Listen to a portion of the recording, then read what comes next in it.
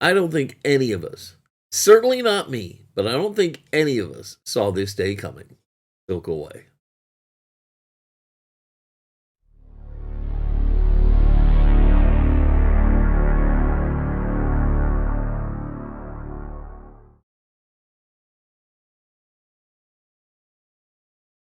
Hello, everybody, and welcome to Fat Guy Productions. I am Paul, coming to you as always from beautiful Las Vegas, Nevada. And no, I don't think we really ever anticipated this happening. Okay, I got to tell you, even as I was telling you that I intended to finish the Gato submarine, there was part of me that just wondered if I could. I just didn't know. There were so many things that went wrong with this build that honestly, part of me was like, do I even want to try to finish this model? Uh, well, we're going to finish it today. So let's get to work. So now we've got the ship, and I'm going to go ahead and glue the conning tower onto the ship. And this is another huge mistake. The conning tower shouldn't have gone on until way, way, way later. Okay, I should have been done with the hull and the tower as separate pieces and then mated them together at the end. And I'm not doing that here. And again, I'm oblivious right now to the fact I'm making a giant mistake. I also want to point out that I'm using CA glue here. I'm using a slightly slower curing CA glue to give me time, but anyhow, CA glue, get the conning tower on. Way too early. All right, now we're really down to starting to put on some of the details, and frankly, maybe this is partially why I kept making so many mistakes. Is I was feeling excited. It was starting to look like a battleship, and I was having fun. And so I'm going around and I'm putting on a lot of the details. I'm putting on the cleats and some of the masts and things like that around the ship. And, yeah, I'm actually having a really good time here. And it still doesn't look great, but it's looking like a submarine. And that's got me a little bit excited. And at this point, frankly, I'm still really in the woods about the fact that I have done some stuff out of the preferred order. So if you take nothing away from me here, do this. Don't do the photo etch kit. It's a nightmare. And don't put all the stuff on the conning tower until it's all painted and detailed. And don't put the conning tower on the lower hull until it's all painted and detailed. All right? Put all these little bits and pieces on late. Okay? So, anyhow, again, here is another mistake. I'm gluing all the railings in so I can put on the little side railings. And you see, I'm still in primer. I should have had this painted. Okay? This whole thing should look painted at this point, and it doesn't. And I'm just forging ahead, head in the clouds, just putting the submarine together, not really thinking. But yeah, this is one of those models where a lot of the painting needs to be done super, super early in the project, and I wasn't doing it. Anyhow, because I've got the wooden deck here and stuff, I'm using CA on the railings. I'm getting all those in place one at a time, and we'll go ahead and get all those situated and let them dry.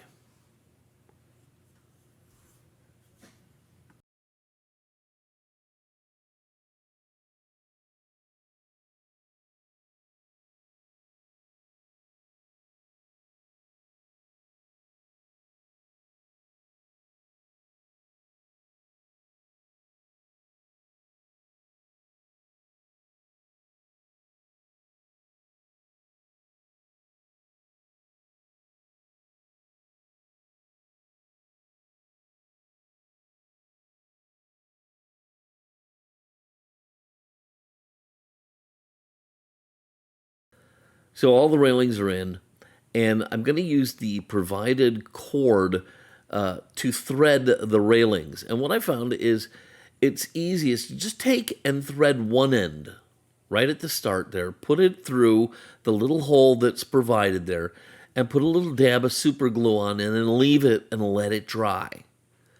Once that's done, then take the other end and make sure it's nice and long. You want to have extra. And feed that all the way through all the railings, all the way down to the other end. And then you can pull it just ever so slightly tight. Put a little drop of CA there. Hold it for a second. Let it cure. And then let go of it. Now you can go back and you can put little dabs of CA at all of the connection points to kind of lock everything in. But it's really a lot easier than it looks, okay? It looks intimidating when you see it in the instructions. It isn't. This is one of the easier things to do of the ship. The only thing is you want it to be kind of tight, but you don't want it so tight that it's pulling on all of the posts. And if it's not tight enough, it's a little sloppy looking. But here's the thing. It's okay too, because the railings on these ships, the sides of these ships, they were all kind of wiggly and wormy and bent and stuff like that. All pretty realistic. It just, I don't know why. It bothered me though. So anyhow, don't sweat the railings. It's not as big a deal as you would think it would be. Honestly, this is one case where I think it would have been nice to have photo etch railings instead. All right, I pretty much have the ship built, and I've coated it in a solid gray paint, okay? And now I've masked off, and I'm going to start painting the black for the lower part of the hull, all right? And what I'm going to do, again, I wish I had some great place to do this. This thing is so stinking big, my spray booth doesn't work. I had no place to paint this. So all I could do was mask off half of it, hold it, paint it, then reposition, paint the other half, then go upstairs. Then I'll take the tape off the port side. I'll take the tape off the port side. Then I'll go upstairs after it's nice and dry. I'll mask off the starboard side, and then I'll come back and repeat the entire process. So that will take care of all of the black paint for the lower part of the ship. It's not going to do anything for the deck. That's got to all be black. And now all of a sudden you can see the deck has to be black, but the guns aren't supposed to be black, and the conning tower's not supposed to be black. So you can see the problem I'm going to have. Okay? Honestly, what I should have done is I should have tried to snap the conning tower off of the ship. But at this point, I just could not handle another setback. All right, so some of the masking had lifted, and I got some overspray areas. So these I can handle upstairs by my paint booth, and I'm just going to kind of mask off where I got the overspray, get these all taped off, and then I'll just shoot them really quick with a little bit of a touch-up to clean up the edges here. And there's a couple spots I have to do that on, but we'll go ahead and get all that touched up. And again, you got to remember, these ships were painted by sailors with mops and big 5-gallon buckets of paint and rollers and stuff. The paint jobs were nothing special, so you really don't need to sweat it, okay? Just make it look nice, and you're going to be right in the ballpark of being realistic.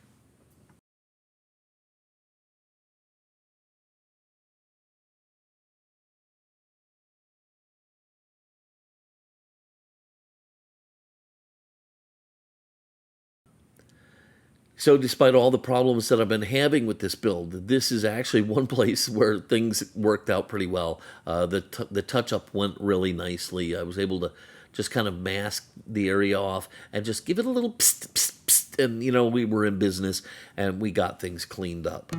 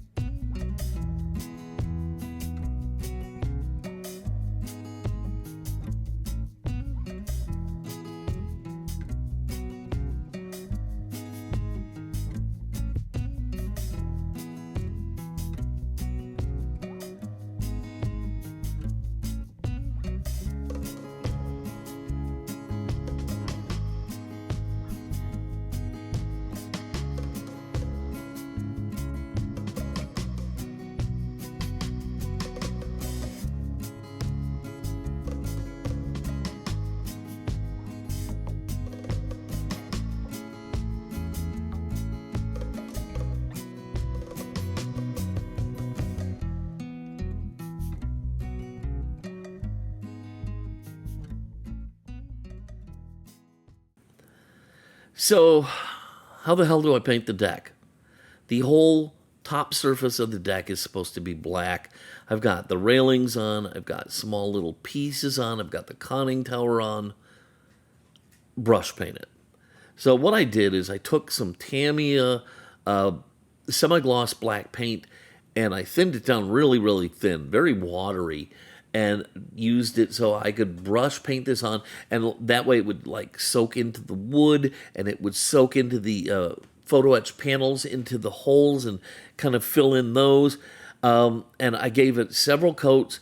I painted in different directions, and then later, where I could, I lightly masked it off and kind of touched it up with the airbrush to fill in some of the gaps. But to get the majority of it done, I did it with brush. This enabled me to get around the base of the guns and around the base of the conning tower, around the stanchions for the railings. But again, like you say, this is me trying to recover from a stupid decision of mine, okay? This should have been painted long ago, and I didn't do it, and now I'm paying the price here. So, yeah, learn from my mistakes, guys. Learn from my mistakes.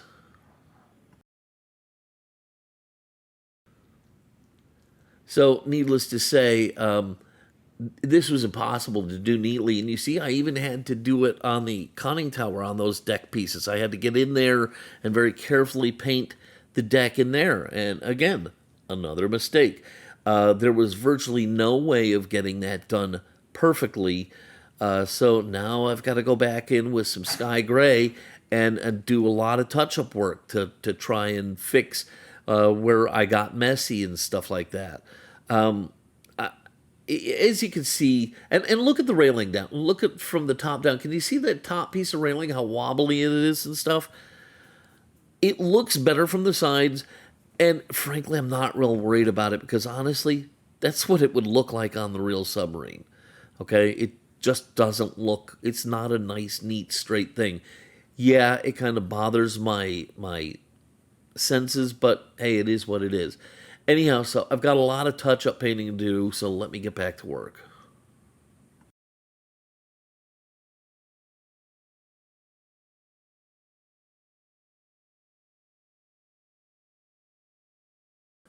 So in the end, here you can see the deck and how well it actually came out. It really did come out pretty good and pretty consistent, um, as well as could be expected. And so now I'm painting in the railings. I don't know if they're supposed to be gray or black or whatever, but I just decided to paint them black, so that's what I'm doing. But yeah, after a couple coats of brush paint and then the airbrush wherever I could, the deck actually came out pretty good, all things considered.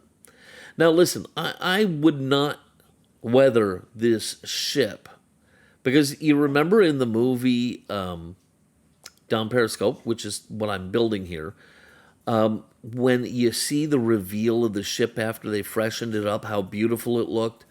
Well, that's what I would have preferred to have had. But because I've done such a bad job on this model, I'm going to weather it. And frankly, I'm going to be honest, I'm weathering it to hide some of my boo boos and stuff. So, it's going to be a little weathered. Picture this.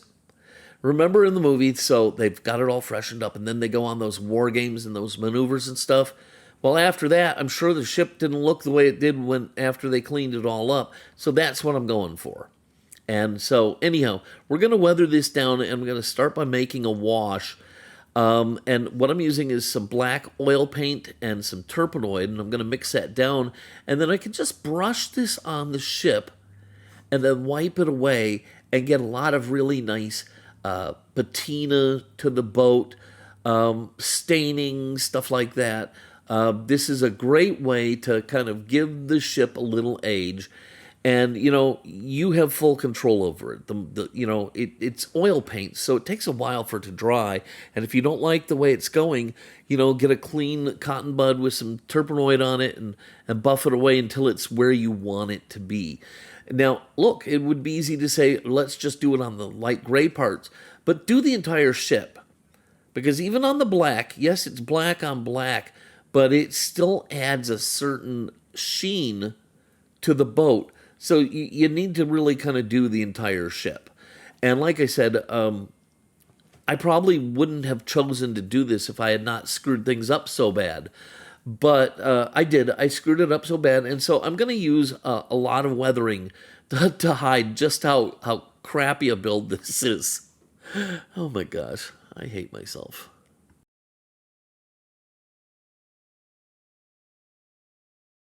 So, did you catch the mistake that I made?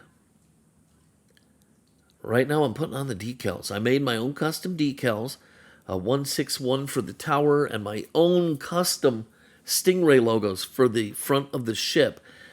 And I didn't put them on before I started to put that first layer of patina down. And in the photos at the end, you'll be able to see that it really makes kind of the decal kind of stand out a little bit. And just another huge mistake on my part. These decals needed to go on to the fresh paint while it was still somewhat glossy and stuff. And I didn't do that, and that's gonna pay the price. Now the ones on the tower come out all right, but the ones on the bow, the Stingray logo, the decals are killer. They really came out amazing. I redid them from scratch in Illustrator, and so they really came out fantastic. But by putting them on when I did after I put down all this patina, it made them kind of stand out.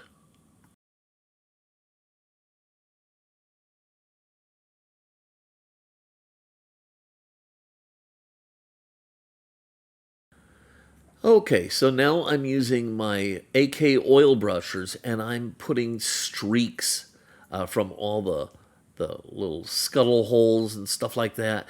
And I did a bunch of rust streaks going down the sides. And now I'm doing little white streaks because, water that runs over and over and over through the same path, it'll eventually leave some oxidation behind and little white marks and stuff. And so, I've got an array of runny rust marks and white streaks running from the upper parts of the ship down the hull, and same thing on the conning tower. Now, again, the oil brushers are oil paints. And so you put just the smallest amount on, and I'm using a clean brush that I have moistened with Turpenoid, then dried it off real good. And I'm using it to just kind of brush the streaks out and feather them out and get them nice and smooth and the way I want them to look.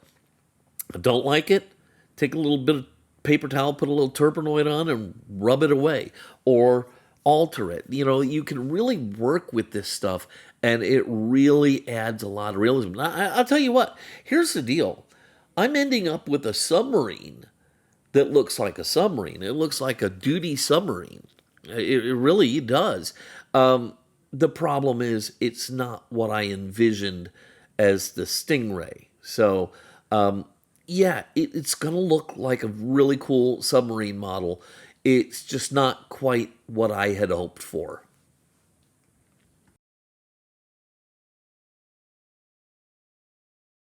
So I'm using my Tamiya panel liners, and I'm using some brown, and I'm putting that in places where things might be a little bit rusty, like along the bottom of the stanchions for the railings or around handles and things like that. And then I'm also using the black so I can highlight things like doors and stuff like that. Again, though, the finish was a little too flat, and so the panel liner just kind of gets a little bit messy. Now that worked fine in the fact that I'm doing some weathering here, but you really want to put the panel liner on a more glossy surface. That allows it to run better and clean up better, and then you can put flat over the top of it. I didn't do that, but I'm stuck with it because I started, and now I have to. Once you start, you got to kind of ride that pony till it bucks, and so that's what I did. It still looks pretty cool. It gives it a real air of realism, but it's just again another mistake. Now I'm going through and I'm highlighting the guns on the conning tower and the deck with a little bit of powder, a little gunmetal metallic powder, just to bring out some of the details of the guns. There you can see a really great shot of those rungs that we put in. That's the best shot been able to give you of that. And you see that it's looking pretty cool. It really is. It's looking like a pretty cool submarine model. It's just I've taken the long way around for every bit of this, and it's nowhere up to the standard I set for myself. But at the end of the day, look at that picture. It really is starting to look pretty cool.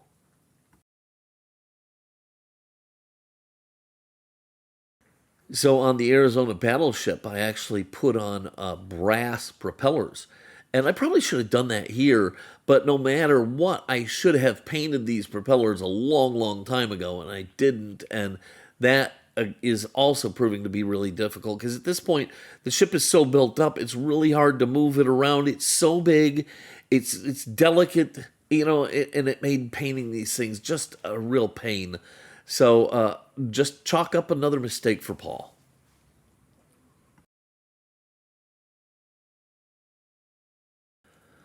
So, according to the instruction sheet, a piece of wire runs from the two highest parts of the masts.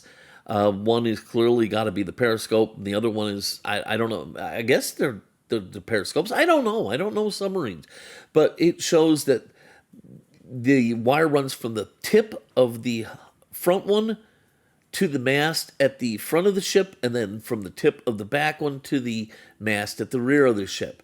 And so what I did is I just kind of tied it on there with half of a square knot, pulled it tight, put a little dab of super glue on it, let it dry. Then I ran it back here to the back to the mast, ran it through the little eye hole, put a little dab of CA glue on, let it dry. Did that for both the front and the back wires. Once the CA was dry, I was able to go ahead and snip off the extra wire. And believe it or not, after some 4 years from the day that I started this model build, I think I'm done. I really do. I probably could continue to do a lot more to it, but I think I'm just gonna cut my losses and call this done. And now it's time for you to go ahead and see what we've built, and I hope you like it, and I hope you learned something. So if you ever want to build this model, hopefully you won't have the problems I did. Anyhow, with no further ado, here is my Stingray submarine.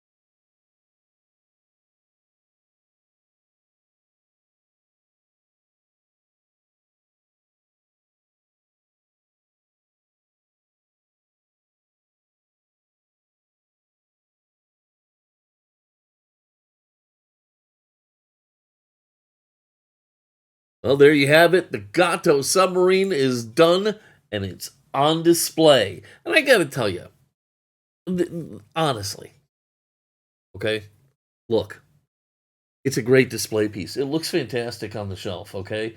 Now, you get over and you start picking at it, you're gonna be able to pick it to shreds, okay? I know I can, but it looks fantastic on my shelf, and I'm really happy to have it and have it done. I feel like I achieved something, even though I sure took the long way around. And I really hope that my ultimate goal of helping you learn what not to do here pays off for you should you ever try to build the Gato or in any of your model builds. But the simple fact of the matter is that the Gato is done, it's on display, I'm happy with it, and really, isn't that the measure of a successful build? I think so. All right, that's all there is for that. I hope you liked this video. If you did, please give this video a giant thumbs up, click subscribe, and don't forget to click the notification bell so you never miss one of my videos. As always, if you have any questions or comments, put them down below. I love to hear from you guys. All right, that is finally the end of all the talk about the Gato submarine. I'm going to get out of here. Until next time, this is Paul from Fat Guy Productions saying, be good.